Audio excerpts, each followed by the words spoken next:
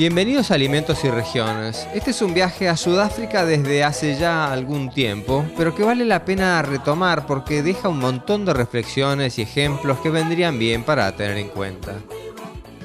Esa fue una oportunidad para conocer diversos aspectos de este país que viene de realidades muy diferentes a las nuestras, pero que está encaminado en busca de soluciones de manera madura, sin arrastrar rencores, gracias al legado de Nelson Mandela, indiscutido líder en el proceso de finalizar con una historia como el apartheid, que hoy reconocen todos como vergonzosa. Mandela planteó un sueño que fue una bisagra frente a este oscuro pasado, y así nos lo ayuda a entender este proceso Christo van der Riet, que es el CEO de AI, una de las principales cámaras empresariales de Sudáfrica. The dream is alive. I think in certain conditions that dream sometimes become a bit of a nightmare, but it's due to a toxic mix of circumstances. You cannot legislate people out of poverty. You must bring in investors, you must bring in entrepreneurs. Our people need a culture of entrepreneurship to start doing things for themselves. When people become too dependent on government, for grants, for government, for assistance, for government, for this and that and the other, then they become complacent. It's very important that in South Africa, the biggest part of our budget is spent on education. The big question is, what is happening in our schools? And you cannot hold government responsible for what's happening in the schools. You must hold the teacher responsible for what is happening in the schools, right?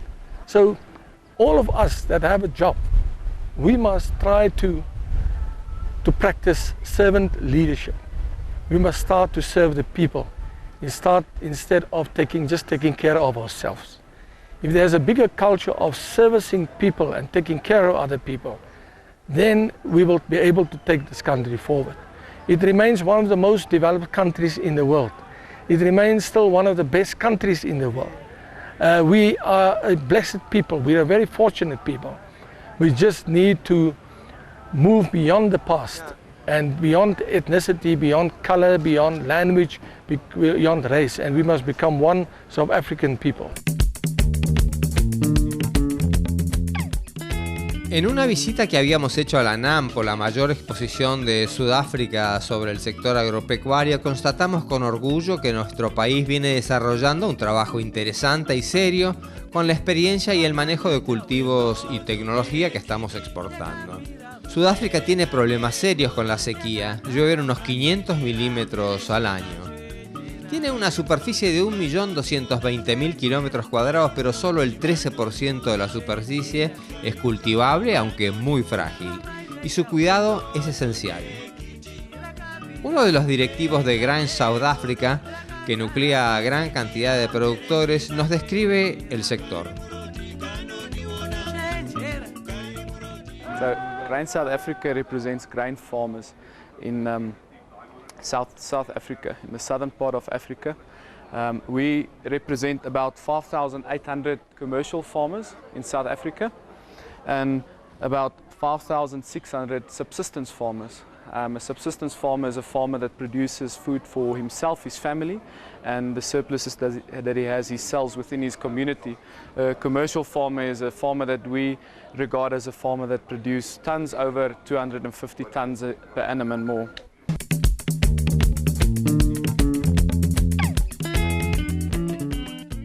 Grain South Africa organiza esta feria en la que Argentina tiene una importante presencia. Además, tiene una participación importante de Expo Agro. En Sudáfrica, los productores cosechan unas 12 millones de toneladas al año. Una parte importante de ese maíz es blanco y resulta un componente destacado en la dieta que se exporta también a otros países del continente. Producen 1,7 millones de toneladas de trigo que resultan insuficientes y deben importar de Croacia o Estados Unidos. Una buena oportunidad también para nosotros. Están creciendo en el cultivo de soja, llegando al 1.000.000 de toneladas y cuentan con algunas plantas de crushing para la fabricación de alimentos para el ganado. Producen además girasol, cebada, cebada cervecera, sorgo, maní. El evento que organizan cada año los entusiasma mucho por la oportunidad de actualizarse en tecnología. We attract about 70,000 visitors over 4 days at Nampo.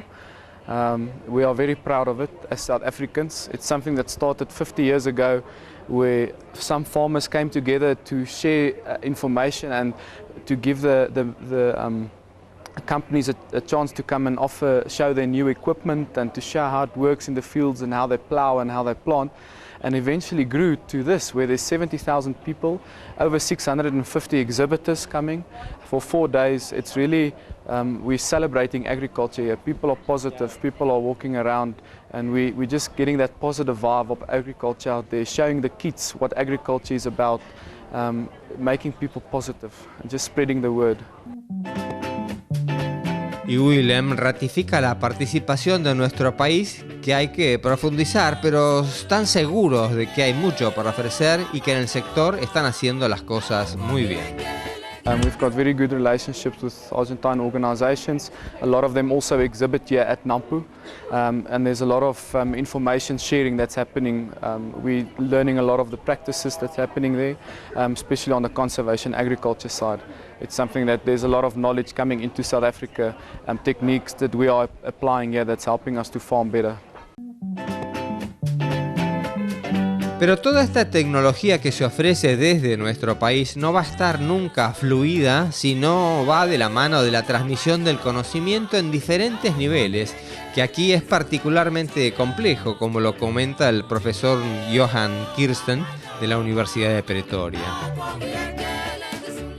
Transmission of knowledge is difficult for the smallholders because they don't have access to these big companies that you see at this show, but the larger farmers and the more advanced farmers, they typically engage with the companies, whether it's a fertilizer company or a tractor company or a company that manufactures machinery or a finance company.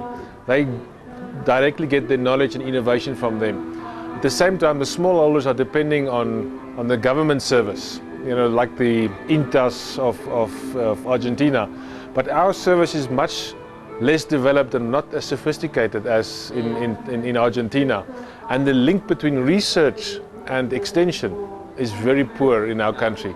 So the transmission of knowledge happens in a very broken format, and sometimes the extension officers have less information than the farmer.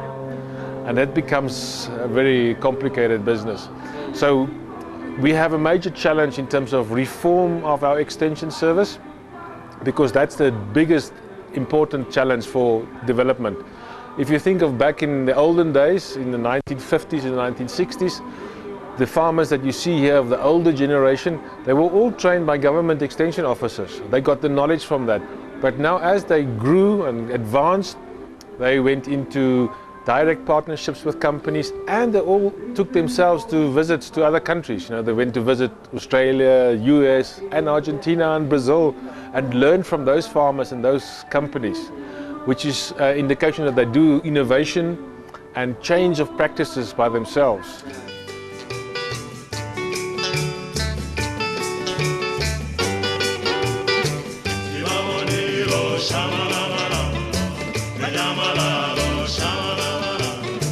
Si va bonito.